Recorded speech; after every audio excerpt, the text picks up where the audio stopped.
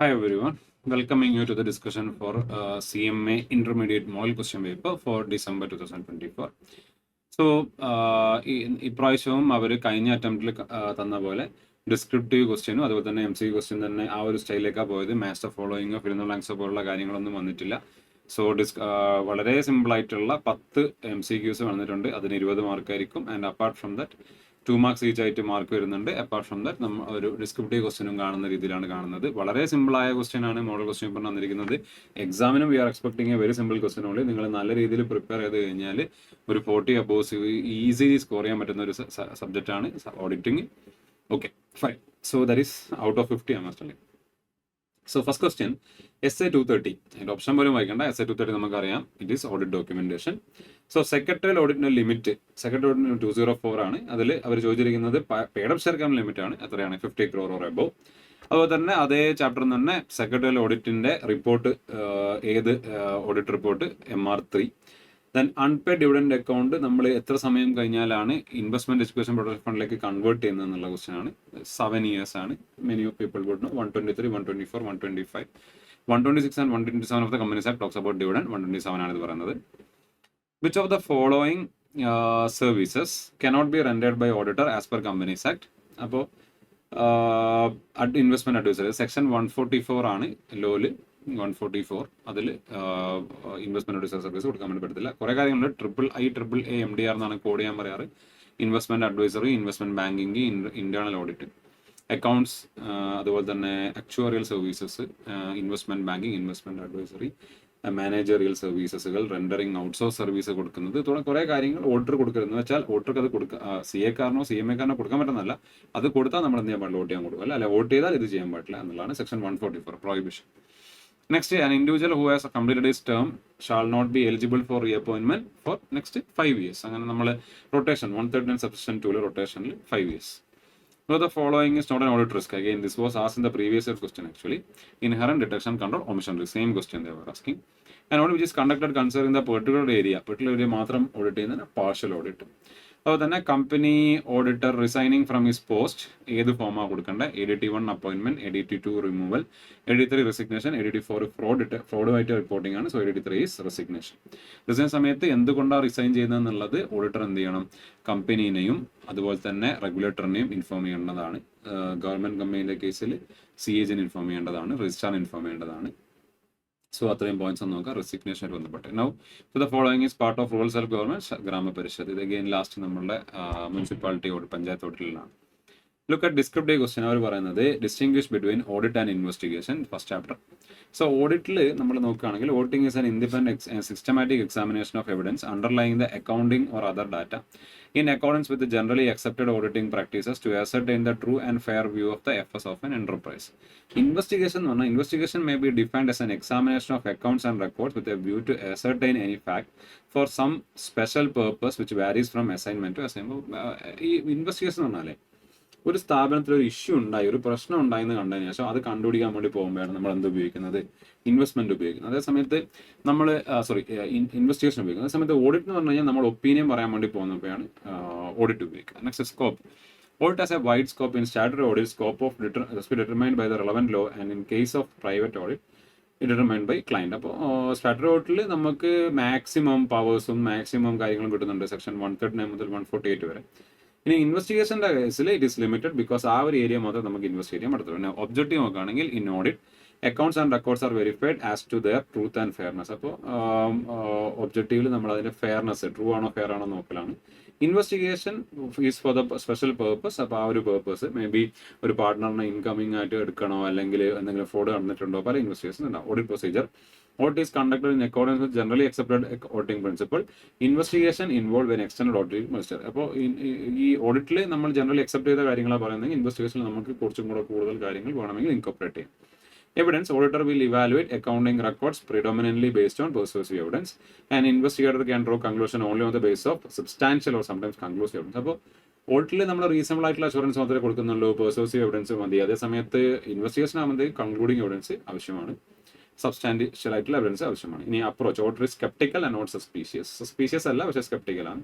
ആ സമയം ഇൻവെസ്റ്റിഗേഷനിലേക്ക് വരുന്ന സമയത്ത് where an investigator starts with suspicion and collects evidence of either confirm or dispel suspicious. So ഓഡിറ്റിൽ നമ്മൾ കുറച്ചും കൂടെ പ്രൊഫഷണൽ സ്കെപ്റ്റേഴ്സ് ആണ്. മറ്റേ സ്ഥലത്ത് നമ്മൾ സസ്പീഷൻ, കാരണം ഓൾറെഡി ഫ്രോഡോ മറ്റു പ്രശ്നങ്ങളോ ഉണ്ടായിട്ടാണ് അപ്പോയിന്റ് ഉണ്ടാവും. Periodicity, auditing is routine. Investigation may be spread over more than 1 year. That's it. Simple question. Next, discuss the rights of auditor. അതിൽ ഓഡിറ്റർക്ക് കുറേ റൈറ്റ് ഉണ്ട്. Rights of an auditor section 143 പറയുന്ന കാര്യങ്ങൾ നിങ്ങൾ റൈറ്റ് ചെയ്ത് പഠിക്കുകയാണ് വേണ്ടത്. ഓഡിറ്റർക്ക് ബുക്സ് ഓഫ് അക്കൗണ്ട്സ് ഇൻസ്പെക്ട് ചെയ്യാനുള്ള റൈറ്റ് ഉണ്ട്. ഓഡിറ്റർക്ക് ഇൻഫർമേഷൻസ് ഒബ്റ്റെയിൻ ചെയ്യാനുള്ള എക്സ്പ്ലനേഷൻസ് കിട്ടാനുള്ള റൈറ്റ് ഉണ്ട്. ബ്രാഞ്ച് ഓഫീസ് ഇൻസ്പെക്ട് ചെയ്യാനുള്ള റൈറ്റ് ഉണ്ട്. അതുപോലെ തന്നെ റിപ്പോർട്ട് ഓഫ് ബ്രാഞ്ച് ഔട്ട് ലഭിക്കാനുള്ള റൈറ്റ് ഉണ്ട്. ഓഡിറ്റ് റിപ്പോർട്ട് സൈൻ ചെയ്യാനുള്ള റൈറ്റ് ഉണ്ട്. അതുപോലെ തന്നെ അയാൾ ഓഡിറ്റ് ചെയ്ത റിപ്പോർട്ട് AGM വായിക്കാനുള്ള റൈറ്റ് ഉണ്ട്.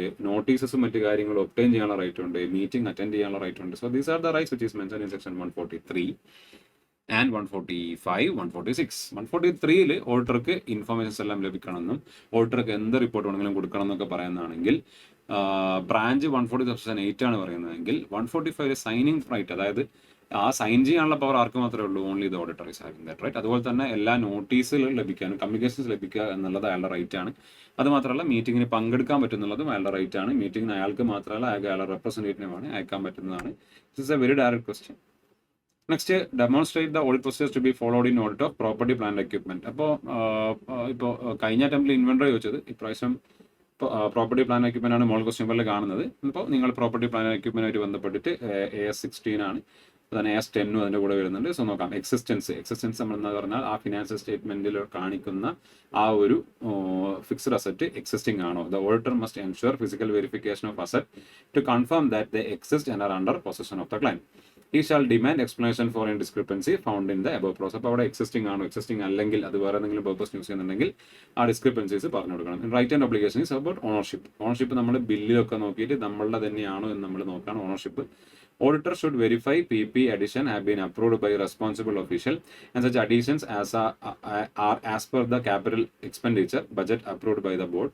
For the financier concerned, the auditor shall check PP purchase invoices are in the name of the client that entails the legal ownership. അപ്പോൾ ഓണർഷിപ്പുമായിട്ട് ബന്ധപ്പെട്ട കാര്യങ്ങളാണ് റൈറ്റ്സ് ആൻഡ് ഓണർഷിപ്പിൽ കാണുന്നത്. കംപ്ലീറ്റ് ആയിട്ടുള്ള റെക്കോർഡ്സും വന്നിട്ടുണ്ടോ. ഈ shall also verify PP schedule asset class vice maintained by the management and tally the closing balance to entities books of accounts. He should check the arithmetical accuracy of the movement in PP schedule and reconcile the opening balance with the closing balance. So ഇത്രയും കാര്യങ്ങൾ അവർ ചെയ്യണം. Apart from that വാലുവേഷനും പ്രസന്റേഷനും ഡിസ്ക്ലോഷറും പറയുന്നുണ്ട്. So ഇവിടെ ഓരോ assertion വെച്ചിട്ട് അവർ പറയുന്നത് എക്സിസ്റ്റൻസിനെ പറ്റി 2 point ചെയ്താൽ, റൈറ്റ് ആൻഡ് ഒബ്ലിഗേഷനെ പറ്റി 2 പോയിന്റ് ചെയ്താൽ, കമ്പനീസിനെ പറ്റി 2 ചെയ്താൽ. ഇത്രയും ഡീറ്റെയിൽ ആയിട്ട് പോകണമെന്നില്ല. നിങ്ങൾ 7 മാർക്സ് ഒക്കെ ആണെങ്കിൽ 7 പോയിന്റ്സ് ഉണ്ടായാൽ മതി, ഒരു 8 പോയിന്റ്സ് ഉണ്ടായാൽ മതി. സോ അത് കൃത്യമായ പ്രസന്റേഷൻ ആണോ കൊടുക്കുന്നത്, പ്രോപ്പർട്ടി പ്ലാൻ എക്യുപ്മെന്റ് എന്ന് പറയുന്ന പ്രസന്റേഷൻ, അതുപോലെ തന്നെ ഫിക്സ്ഡ് അസറ്റ് ടാഞ്ചിബിൾ അസറ്റിന്റെ അണ്ടറിൽ ഷെഡ്യൂൾ 3-ലായിട്ട് പ്രസന്റേഷൻ വന്നിട്ടുണ്ടോ, നോട്ട്സ് ടു അക്കൗണ്ട്സ് അതിനെപ്പറ്റി നോട്ട് കൊടുത്തിട്ടുണ്ടോ, ഇത്രയും കാര്യങ്ങൾ നമ്മൾ എന്ത് ചെയ്യണം, നോക്കണം. Now discuss the role of NFRA എന്ന് പറയുന്നൊരു പോയിന്റ് കൊടുത്തിരിക്കുന്നതാണ്. എഗെയിൻ NFRAന്റെ പോയിന്റിൽ ആക്ച്വലി അവർക്ക് കുറേ ഫങ്ഷൻസ് ഉണ്ട്. ഒന്നാമതായിട്ട് NFRAന്റെ കേസ് പറയുകയാണെങ്കിൽ ICAI ഒരു ഓഡിറ്റിംഗ് സ്റ്റാൻഡേർഡ്സോ അക്കൗണ്ടിംഗ് സ്റ്റാൻഡേർഡ്സോ റെക്കമെൻഡ് ചെയ്ത് കഴിഞ്ഞാൽ അത് NFRA ആണ് എന്ത് ചെയ്യുന്നത്, അത് ചെക്ക് ചെയ്യുന്നത്. അവർ ചെക്ക് ചെയ്തതിന് ശേഷമാണ് സെൻട്രൽ ഗവൺമെന്റിലേക്ക് പോകുന്നത്. റീസെന്റ് ഒരു ഇൻസിഡന്റ് ഉണ്ടായിരുന്നു in which NFRA has return back or അവർ തിരിച്ചയച്ച ഇൻസിഡൻസ് ഒക്കെ ഉണ്ട്. അപ്പോൾ ഇത് is something in news also. അപ്പോൾ NFRAന്റെ കേസിൽ അവർക്ക് എന്തൊക്കെയാണ് റോൾ എന്നുള്ളതാണ്. ഒന്നാമത്, for the purpose of monitoring enforcing compliance with auditing standards under the act by a company or a body corporate, review working papers, evaluate sufficiency of the quality control, perform such testing of audit. അപ്പോൾ ഈ കാര്യങ്ങൾ review ചെയ്യാനും even ഓഡിറ്റേഴ്സിന്റെ against പിന്നെ actions എടുക്കാൻ പോലും അവർക്ക് power ഉണ്ട്. സെക്കൻഡ് പോയിന്റ് നോക്കുകയാണെങ്കിൽ, authority may require an auditor to report on governance practices and internal process design to promote audit quality, protect its reputation and reduce risk including risk of failure of auditor, and may take such action to report as necessary. Authority may seek additional information or may require person presence of auditor. അപ്പോൾ ഓഡിറ്ററുടെ അടുത്ത് നിങ്ങളിവിടെ personally ഇവിടെ വരണമെന്നും നിങ്ങളിവിടെ വന്നിട്ട് ഞങ്ങൾ ചോദിക്കുന്ന കാര്യങ്ങൾക്ക് ഉത്തരം തരണമെന്നും അല്ലെങ്കിൽ ഞങ്ങൾക്ക് കൃത്യമായ റെസ്പോൺസ് തരണമെന്നൊക്കെ പറയാൻ അവകാശം ആർക്കുണ്ട്, NFRA കൊണ്ട്. അതോടെ shall perform monitoring and enforcement activity through officers or experts. അപ്പോൾ അവർക്ക് കുറച്ച് ഓഫീസേഴ്സ് ഉണ്ട്, എക്സ്പേർട്സ് ഉണ്ട്, അവരിലൂടെ അവർ ഈ കാര്യങ്ങളൊക്കെ എന്ത് ചെയ്യും, എസ്റ്റാബ്ലിഷ് ചെയ്യും. അതുപോലെ തന്നെ അവരുടെ ഫൈൻഡിങ്സ് കാര്യങ്ങൾ അയാൾക്ക് എന്തെങ്കിലും പബ്ലിക്കിന് ഇൻഫോം ചെയ്യേണ്ട കാര്യം ഉണ്ടെന്ന് തോന്നിക്കഴിഞ്ഞാൽ അവർക്ക് ഇൻഫോം ചെയ്യാനുള്ള അധികാരമുണ്ട്. അത് മാത്രമല്ല, ഇനി കോൺഫിഡൻഷ്യൽ ഇൻഫർമേഷൻ ആണ് പബ്ലിക്ക് പോകണ്ടെന്ന് വിചാരിക്കുകയാണെങ്കിൽ അവർക്ക് പബ്ലിക്കായിട്ട് കൊടുക്കണമെന്ന് തീരുമാനിക്കാനുള്ള അതോറിറ്റി. അതുകൊണ്ട് വളരെ പവർഫുൾ ആയിട്ടുള്ള ഒരു അതോറിറ്റിയാണ് NFRA, which has been incorporated recent only. But it is acting in between institute and government. ആ പോയിന്റ്സ് നിങ്ങൾ റൈറ്റ് ചെയ്ത് പഠിക്കുക. ഇത്ര തന്നെ പോയിന്റ്സ് ബൈ ഹാർട്ട് ചെയ്ത് എഴുതണമെന്നും കാര്യങ്ങളൊന്നും ഇല്ല. കുറച്ച് നിങ്ങൾക്ക് നിങ്ങളുടേതായ ഭാഷയിൽ കുറച്ചൊന്ന് ഡൈലൂട്ട് ചെയ്യുന്നതുകൊണ്ട് പ്രശ്നമൊന്നുമില്ല. But make sure you are writing at least 5 or 6 points. Okay, fine. So next point is discuss audit procedures for related party transactions of a healthcare organization. So healthcare organization audit ആണ് ഇവിടെ പറയുന്നത്. പക്ഷേ specifically they are talking about related party transaction. So in case of hospital run by state government or a local authority, vouch the grant received from state or local authority based on government orders, sanction letters, counterfoil of receipts. അപ്പോൾ government അതോറിറ്റിന് അണ്ടറിലുള്ളതാണെങ്കിൽ, local അതോറിറ്റിന് അണ്ടറിലാണെങ്കിൽ നിങ്ങൾ അവരുടെ നിന്ന് ലഭിച്ചിരിക്കുന്ന ഗ്രാൻസും കാര്യങ്ങളൊക്കെ ചെക്ക് ചെയ്യാൻ പറയുന്നു. Second, vouch collection from patients admitted to the paying bed based on the patient admission register and counterfoil. അപ്പോൾ എന്തുകൊണ്ട് റിലേറ്റഡ് പാർട്ടി എന്നെല്ലാം പറയുമ്പോൾ suppose one of the relative of the owner comes for the treatment and if is not paying the money, അങ്ങനെയാണ് deal ചെയ്യാൻ പോകുന്നത്. അത് നിങ്ങൾ ഓണറിന്റെ അക്കൗണ്ടിലേക്ക് ഇടുന്നുണ്ടോ അല്ലെങ്കിൽ അത് കൃത്യമായി ഫോളോ അപ്പ് ചെയ്യുന്നുണ്ടെന്നൊക്കെ നോക്കണം. Vouch collection from various pathological test based on the counter file, ടെസ്റ്റുകളിലൊക്കെ റിപ്പോർട്ടിന്റെ ഒക്കെ payment. Vouch donations based on counter file, again എന്തെങ്കിലും ഡൊണേഷൻസ് ഒക്കെ ഇട്ടിട്ടുണ്ടെങ്കിൽ അത് കൗണ്ടർ ഫയൽ എന്ന് പറഞ്ഞാൽ ഡ്യൂപ്ലിക്കേറ്റ് കോപ്പി, നമ്മൾ എഴുതി വെക്കുന്ന സമയത്ത് അടിയിൽ ഒരു കാർബൺ കോപ്പി ഉണ്ടാവും. ആ കോപ്പി നമ്മൾ ഓഡിറ്റ് ചെയ്യുന്ന സമയത്ത് ചെക്ക് ചെയ്യും.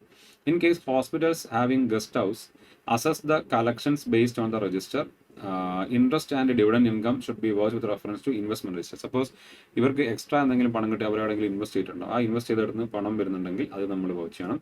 In case of legacies and donations, അതായത് എന്തെങ്കിലും ഡൊണേഷൻസ് മറ്റു കാര്യങ്ങളോ കൊടുത്തത്. അപ്പോൾ ഇവിടെയും എക്സ്പെഷ്യലി ഇങ്ങനെ ഹോസ്പിറ്റൽ അല്ലെങ്കിൽ ഹോട്ടൽ ഇങ്ങനത്തെ കേസിൽ നിങ്ങൾ 2 പോയിന്റ്, എക്സ്പെൻസ് 2 പോയിന്റ്, അസറ്റ് ആണ് 2 പോയിന്റ്, ലാബിലിറ്റി 2 പോയിന്റ്, അങ്ങനെ എഴുതുന്നതായിരിക്കും എപ്പോഴും better. Last point, essential characteristics of a good audit report. ഇത് ഡയറക്ട്ലി ക്വസ്റ്റ്യൻ ടെക്സ്റ്റ് ബുക്കിലുള്ളതാണ്. Simplicity, clarity, brevity, firmness. Simple ആയിട്ട് നമ്മൾ കാര്യങ്ങൾ പറയാം. An audit report should be simple, easily understandable to the users. It should be written in simple language, should be self-explanatory ആയിരിക്കണം, simple വായിച്ചാൽ മനസ്സിലാവുന്നതായിരിക്കണം, simple ആയിട്ട് കാര്യം കൊടുക്കുക. ക്ലാരിറ്റിയോട് കൂടി അൺആംബിഗസ് ആവാതെ, കൺഫ്യൂസിംഗ് ആവാത്ത കാര്യങ്ങൾ പറയാം. Audit report should be clear and unambiguous. Auditor must clearly mention in his report purpose of audit, source of information, findings and overall opinion. Ultimately, auditing is about giving an opinion. Brevity എന്ന് പറഞ്ഞാൽ brief. Audit report shall be brief and specific. While everything is relevant must be disclosed. Report should avoid unnecessary detailing. അപ്പോൾ brief ആയിരിക്കണം. Brief ആകുമ്പോൾ തന്നെ അത്യാവശ്യം detailing നമ്മൾ എന്ത് ചെയ്യണം, പ്രൊവൈഡ് ചെയ്യണം. Firmness. The report should firmly state whether, in the opinion of the auditor, FS represent true and fair view of the performance and state of affairs of the company. Pinna objectivity. Audit report should always be based on the objective evidences. It is very much required to reduce or eliminate bias, prejudice, subjective evaluation by relying on verifiable data. So objective എന്നാൽ വസ്തുതാപരമായിട്ട്, വസ്തുനിഷ്ഠമായി facts നോക്കിയിട്ട് amounts നോക്കിയിട്ട് വേണം കാര്യങ്ങൾ പറയാം. Disclosure, adequate ആയിട്ടുള്ള disclosures ഉണ്ടാവണം. Audit report should properly disclose all relevant facts and truth. Relevance should be decided based on materiality of the concerned item. So disclose ചെയ്യേണ്ട കാര്യങ്ങൾ ഡിസ്ക്ലോസ് ചെയ്യണം, മെറ്റീരിയൽ ആയ കാര്യങ്ങൾ ഡിസ്ക്ലോസ് ചെയ്യണം. ഇംപാർഷ്യാലിറ്റി, ഒരിക്കലും പാർഷ്യൽ ആവരുത്, ബയസ്ഡ് ആവരുത്. Report should B unbiased. Recommendation must be impartial and objective. ആവശ്യമുള്ള കാര്യങ്ങൾ മാത്രം പറയുക, അതിന് ബെസ്റ്റ് ആയിട്ടുള്ള കാര്യങ്ങൾ പറഞ്ഞു കൊടുക്കുക. ഇല്ലാണ്ട് ഒരിക്കലും ഒരു പക്ഷം എടുത്തുകൊണ്ട് നിങ്ങൾ നിൽക്കരുത്. Information based. Only relevant and accurate information should be included in audit report. അപ്പോൾ ഇൻഫർമേഷൻസ് ഇൻക്ലൂഡ് ചെയ്യാൻ വേണ്ടി ശ്രമിക്കണം. Last, timeliness. Report should be prepared present within stipulated time. This will help in timely decision making. സമയത്തിനനുസരിച്ച് നമ്മൾ എന്ത് ചെയ്യണം, report ഇത്രയും point ചെയ്താൽ at least you write 6 points, you get the marks man. So actually auditor ഇപ്രാവശ്യത്തെ model question paper ഈസിയാണ്. I'm expecting a very simple question in the upcoming exams also. Only thing is നിങ്ങൾ നല്ല രീതിയിൽ ഒന്ന് prepare ചെയ്ത് നോക്കുക, questions right ചെയ്ത് practice ചെയ്ത് പഠിക്കുക. ഒബ്ജക്റ്റീവ് ക്വസ്റ്റ്യൻസ് നിങ്ങൾക്ക് എന്തായാലും ചെയ്യാൻ പറ്റും, provide you are focused on descriptive area. So നല്ല രീതിയിൽ പോർഷൻസ് കവർ ചെയ്തിട്ട് റൈറ്റ് ചെയ്ത് പഠിക്കാൻ, നിങ്ങൾക്കുള്ള നോട്ട്സ് നന്നായിട്ട് റിവൈസ് ചെയ്യുക. ടെക്സ്റ്റ് ബുക്കിൽ ഓരോ ലൈനും പഠിക്കണമെന്നില്ല, ഓരോ ഒരു പിക്ചർ ഉണ്ടാക്കി വെക്കുക, ടെക്സ്റ്റ് ബുക്കിന്റെ ബാക്കിലുള്ള ക്വസ്റ്റ്യൻസ് ചെയ്യുക. That would definitely help. So looking at the model question paper, it seems that we are going to get a very simple question in December 24 and you can go score high marks in auditing paper. Okay, so I think it was a brief session, but it helped you out to get an understanding of the model question. And again, giving you all the best and hope to see you in CMA finals.